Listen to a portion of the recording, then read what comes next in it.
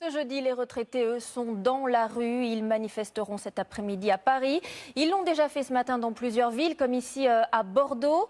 Image signée Bernard Bonarme. Les retraités dans cette ville étaient près de 3000. Ils dénoncent les mesures qui amputent leur pouvoir d'achat, notamment la hausse de la CSG, plus 1,7 points pour ceux qui perçoivent plus de 1200 euros de pension.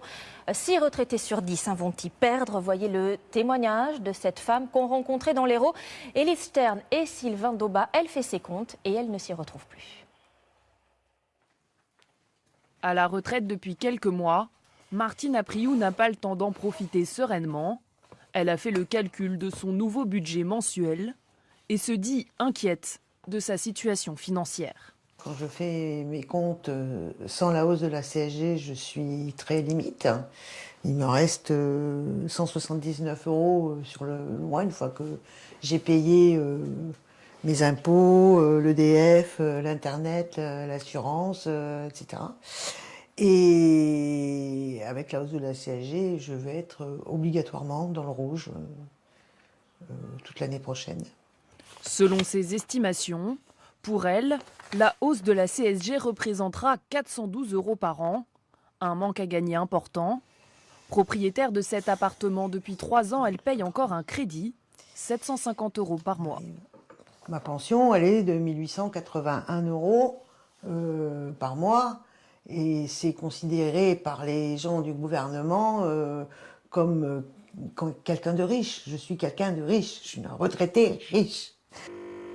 Et pourtant, Martine Apriou envisage de piocher dans ses économies personnelles pour les dépenses du quotidien. Elle a renoncé aux vacances, sorties ou restaurants. Et avec la hausse de la CSG à venir, elle craint de voir aussi surveiller ses dépenses alimentaires. Et c'est souvent le steak haché, des œufs et des pâtes, des pommes de terre que je vais privilégier pour pouvoir se faire manger les 5 fruits et légumes par jour, comme on nous dit à la télé. Ben ouais, mais il faut pouvoir. Martine Apriou a un sentiment de déclassement.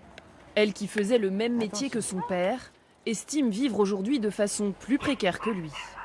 Quand je voyais mon père qui a eu sa retraite il y a longtemps, bon, bah, il vivait assez correctement. Elle est déterminée à participer aux contestations contre les réformes sociales du gouvernement, dont la hausse de la CSG. Voilà pour ce témoignage. Alors les retraités ont-ils raison de s'inquiéter? On se souvient qu'au début du mois, Emmanuel Macron avait laissé entendre que certains étaient privilégiés, moins pauvres que les jeunes. Magali Boissin, qu'en est-il? Favorisés ou mal lotis les retraités? Eh bien difficile, Marie-Sophie, de faire une généralité, car regardez, parmi les 16 millions de retraités, il peut y avoir des situations évidemment très différentes. Alors en moyenne, ils partent à la retraite à l'âge de 62,4 ans et ils perçoivent une pension en moyenne de 1376 euros bruts par mois. Mais dans le détail, eh bien, il y a déjà un premier fossé entre les hommes et les femmes qui ont des carrières professionnelles beaucoup plus hachées. Alors, avec la majoration de la pension pour enfants, c'est 1728 euros en moyenne par mois pour les hommes.